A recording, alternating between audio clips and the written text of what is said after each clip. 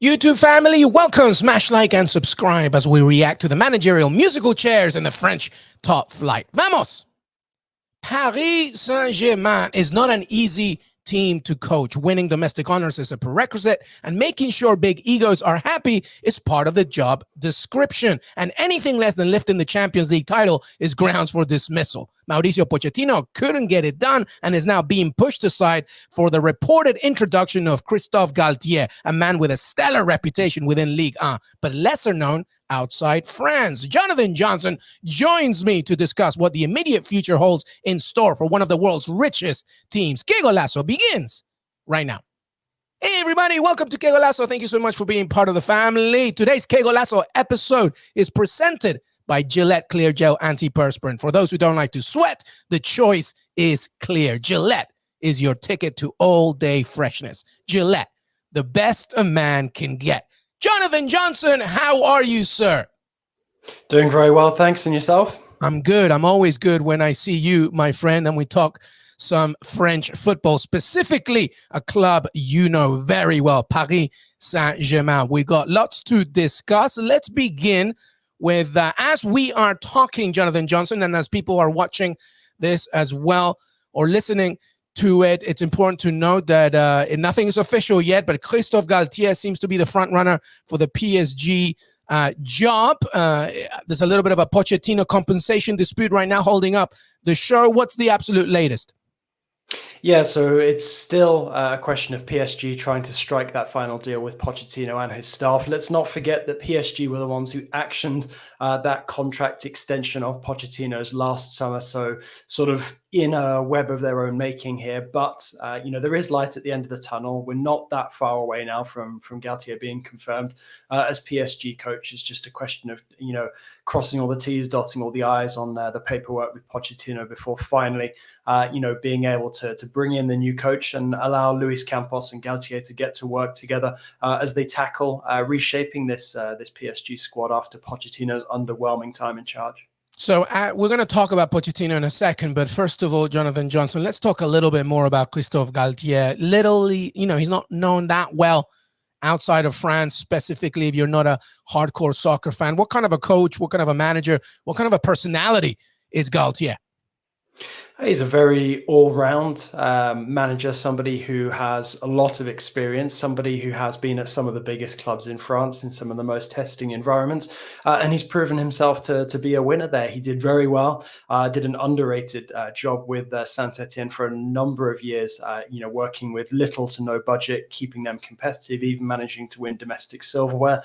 And then obviously Lille is where I think he would have burst onto the scene for most people, winning Ligue and pipping PSG to the title. One of only two coaches to do that in recent years, the other being Leonardo Jardim, who, of course, was also aided by Campos, who Galtier will be rediscovering at Parc des Princes. So Galtier is somebody who has a very strong reputation in France, has a good domestic track record, turned Lille around from relegation battlers to Ligue 1 champions, and then was basically on the verge of doing the same thing with Nice, sort of 1 year into an ambitious project that probably would have seen Nice turn into title contenders.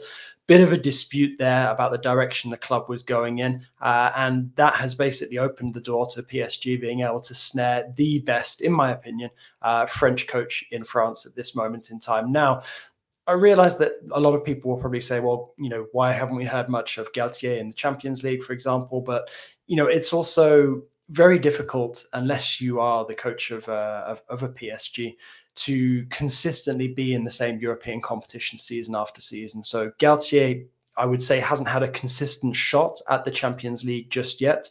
And I think he'll be relishing that opportunity with PSG, because domestic dominance, which is something that has been missing the last few years for PSG, that is almost a given that Galtier will bring that. If he doesn't, then I think that would be cause for concern for PSG. But the big, question is how he can translate that domestic consistency, to the continental stage with a much deeper squad with much better players than anything else that he's ever handled before in Ligue 1. All right, the big question, as always, for PSG fans is, and anybody really is, okay, good enough in France. Can you do it in the Champions League? Something JJ just alluded to, and something that they're still waiting for. Our next segment, excuse me, the choice is clear. Presented by Gillette Clear Gel. Let me ask you this, Jonathan Johnson, before we get more into Galtier and more Ligue 1. Were PSG right to get rid of Pochettino? Was the choice clear for them, for PSG to get rid of Poch?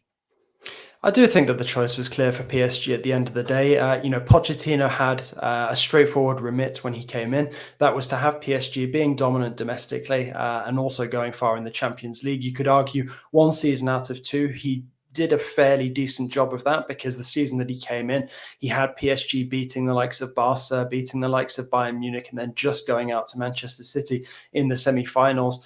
But the second season, his only full season, it was an absolute disaster in the Champions League, dropping out in the way that they did against Real Madrid, and also failing to win everything on the domestic front, because they didn't win the Coupe de France. They got knocked out, funnily enough, by Galtier's Nice. And I think that it was the right decision for PSG to make this change at this moment in time after Kylian Mbappe's contract extension, and change the project and move on without Pochettino, who, let's face it, was never totally committed to this PSG project. One of the most difficult things for PSG coaching staff, as you can agree, I'm sure, is to deal with the likes of Kylian Mbappe, Neymar, Lionel Messi, Marco Verratti, Marquinhos, just, players of such high caliber, but also bring such high, egos, for better or worse, that they've deserved. They've earned that reputation, of course, some of the best players in the world. And Pochettino has had just like others, an issue in terms of, getting the best out of them in the Champions League. And to your point, often as well, even domestically. One of them, Neymar Jr., who is very close on meeting the record, JJ, of equaling Pele's Brazilian scoring record. Of course, we know what he's done in his career domestically for different clubs as well, but still holding on to see if they can win a Champions League title. What about Neymar Jr., Jonathan Johnson? Should PSG look to offload Neymar Jr.? I know it's easier said than done, but what do you think? Yeah, absolutely. Very much so, easier said than done. But also at the same time, I think if a club does come to PSG with serious interest, I think PSG would be wise to listen to it, because Neymar, we know that on his day, Neymar can be a fantastic player. But, let's be brutally honest about it. How many of those days has he really had with PSG? If the best that we're going to see of Neymar with PSG was the way he was playing in that run to the 2020 Champions League final in Portugal, ultimately it wasn't enough for PSG. And you look at the way that Kylian Mbappe has become the talisman of this PSG side the last couple of years. There are players who can put that team on their shoulders, and they can be more reliable than Neymar. And I think really the beginning of this sort of second wave of negativity surrounding Neymar in Paris came after he did that interview late last year, where he suggested that basically the World Cup in Qatar at the end of this year will probably be his last with Brazil, because he alluded to the difficulties of being a top level athlete. I know that got PSG very worried, because it came a couple of months after he'd signed a bumper new contract extension. And basically that relationship has not gotten better. Now, we have been here before, back in 2019, when Nasser Al-Khelaifi was speaking publicly and basically opened the door to Neymar leaving if he didn't want to be there. Neymar, as we know, didn't end up moving. His potential return to Barcelona fell through.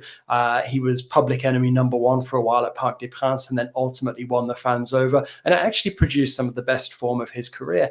But, I think it's almost like Neymar needs to be in an extreme position of difficulty to get him, to perform at his best. And the risk of him picking up injuries, as we've seen in his years with PSG, is very high. So I think that PSG would be well advised to consider any interest in Neymar. But the difference between considering interest and an actual solid offer is quite substantial. Yeah, and obviously the biggest hurdle for him has always been trying to be the main shining light. In Barcelona, he had to share with obviously Lionel Messi and Lucho Suarez. At PSG, Kylian Mbappe and Messi once again, but to his contract and everything will be difficult. Final question here. Is the choice clear for Luis Campos, the new sporting director, about, who else would be in his blacklist, so to speak? Is there any? I mean, we know Kylian Mbappe obviously is fine where he's at. Lionel Messi, of course, has one more year left at least. But is there any other movement that this Luis Campos is thinking about? Yeah, I think that the choice will be clear in terms of who he wants to move out and also who he wants to bring in. I mean, I think Campos's remit is quite simple coming into this task. He basically has to construct a squad that Christophe Galtier will be able to use. So, of course, they know each other very well. He knows the kind of squad, the kind of tactical variations that Galtier will look to use, and will need to stock the squad accordingly. Now, the thing that really interests me about some of the early targets that Campos has been looking at, and I'm talking about the likes of Vitinha, Porto, Renato Sanchez at Lille, who both Galtier and Campos know very well.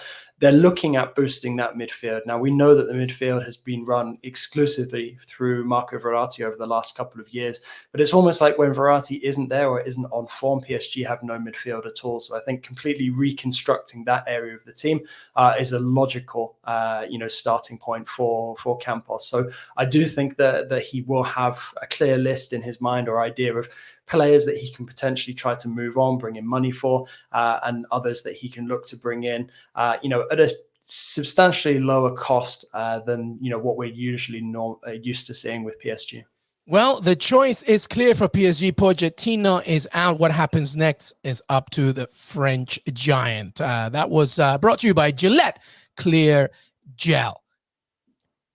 The soccer calendar knows no breaks, so it's always all systems go here on Qué Golazo. Staying on top of the global game is an all-day gig. Then there's the added stress of being a helplessly loyal fan who obsesses over every minor detail concerning my club. Throw in on top of that the studio lights, the public speaking, the breaking news. It's a recipe for perspiration. Nuh-uh. Not for yours truly. Fortunately for me, sweat and bad odors are two things I never have to worry about, thanks to the long-lasting power of Gillette Clear Gel Antiperspirant. I can get on with my day, which mainly involves staying on top of the latest Aston Villa news and telling myself it's strictly for work purposes without breaking a sweat. Gillette Clear Gel Antiperspirant goes on with an anti-white mark formula and protects your nostrils from those nasty under armpit smells while giving you 72-hour sweat protection. If you want all-day freshness, the choice is clear. Gillette Clear Gel Antiperspirant is a tap-in. Get your Gillette Clear Gel Antiperspirant at a store near you. Let's keep going here. Jonathan Johnson, some Ligue 1 news. Lucien Favre back to Nice, we believe, and Paulo Fonseca to Lille. What's the latest? Yeah, so Favre has been unveiled as Nice coach. That was somewhat unexpected, but then again, I think that once it became clear that Galtier was going to be moving on, that they would have to, think carefully, long and hard about who they could potentially bring in. And when you look at what Favre was actually able to do in his first spell at Nice, because he is, of course, going back, that third place finish that he managed in the season when PSG were beaten to the title by Monaco, I think that will have stuck in the memory of a lot of fans and a lot of people at the club, sort of what if they could have built on that, because that is essentially what the project is now capable of since Ineos bought the club. So I think Favre was a logical choice. I'm kind of curious because it's a pattern that keeps repeating itself both in his playing career and now in his coaching career as well, where Favre has gone and done multiple spells at a club. I think he did it with Servette as a player. He's now doing it with Nice as a coach. He's also been linked with a return to clubs like Mönchengladbach and Hertha Berlin in the past. He's almost reminds me a little bit of Paul Pogba in the way that Pogba's done 2 stints at United, now doing 2 stints at Juventus. And I'm keen to see how it goes the second time around, because you know what they say, never go back. But then the project is completely different. It's almost like Favre is rejoining a new Nice. It's not the same club that he left. And funnily enough, actually, Favre managed to get a tune out of probably one of the most volatile players that we've known in the modern game in Mario Balotelli. He had that wonderful spell of form at Allianz Riviera. That's before right. he That was ultimately amazing. ended up moving to Marseille. But the funny thing is, if you look at Balotelli's career stats, that was actually his most consistent form anywhere ever. Wow. I mean, so hopefully it's Lucien Favre that can get it done. Let's get some final thoughts here, Jonathan Johnson, on Sportsbridge Ventures acquiring a 9% stake in Paris FC. What's going on there? Yeah, so another interesting American investment into French football, a bit lower down in Ligue 2. There's a lot of hope surrounding Paris FC that they might be able to get themselves up to Ligue 1 at some point in the near future. They fell short in the playoffs last season, but getting themselves up to Ligue 1 would obviously give us a proper bona fide Paris derby. But there's also some drawbacks, I think, to the Paris FC project as well. I mean, when you've got a group buying in at 9% and you've got multiple groups because there's a couple of different investors there, it's almost like it's difficult to tell exactly which kind of direction everyone's going to be wanting the club to move in. I mean, obviously everyone wants the club as high up in the French footballing hierarchy as possible, but it kind of feels to me like it's getting a little too diluted. Now, we will see how it plays out. I mean, it could perhaps, just be a tactic to get themselves up to Ligue 1, and then that can take, Paris FC to a new level of their project. But you look at some of the transfer dealings they're doing at this moment in time, they're bringing in some very experienced, very consistent performers. And I think that they will definitely be looking, to secure one of the automatic promotion spots into Ligue 1 at the end of this season. And they're capable of doing it as well. Thierry Loret is a very, very reliable coach, especially at this level. He took Strasbourg up, took Gazélec Ajaccio up unexpectedly as well. So he's somebody who I think is tailor-made for this project. But what it means sort of in terms of the American investment, whether they can actually sort of grow that at some point in the next couple of years, and Paris FC could potentially become American owned. I think the jury is out on that. I struggle to see Ferracci, the majority shareholder, sort of stepping aside anytime soon. I am curious though by the fact that Rai, who's a PSG legend, is attached to that group and will be looking for added investment that could potentially come from Brazil or commercial opportunities there in South America. So that's definitely something that's going to be interesting. But to be honest, there's quite a few clubs who are doing, some very inventive things at this moment in time, whether it's with managerial appointments or looking for added investment as well. I mean, another managerial appointment we touched on Favs earlier is Fonseca going to Lille, somebody who obviously has a very high reputation in Europe, was Roma coach not that long ago. So for him to resurface in France with Lille, the deposed French champions who will be looking to get themselves back into European contention. France is a very exciting place to be right now, whether you're in Ligue 1 or in Ligue 2. And obviously going back to the Paris FC thing, you've got Red Star as well, who are now one of the clubs owned by 777. So whether they can get themselves into Ligue 2 at some point in the next couple of seasons and then potentially have this kind of three-way Parisian rivalry for supremacy. I mean, I think it's going to be a long wait for a club to rival PSG, certainly within the city. But to have Paris FC sort of on their way up towards that status, Red Star, trying to get serious about their ambitions for it as well. And don't forget about Racing, who will be down in the 4th tier next season, have a fantastic youth academy as well. So there's a lot to be excited about on the Parisian footballing scene right now. And there's no better person to talk about it than Jonathan Johnson, our French football expert. Jonathan Johnson, make sure to follow him, John_Le Gossip, as well as read his content on CBS Sports and CBSSports.com. JJ, thank you so much, brother. It's been an absolute pleasure.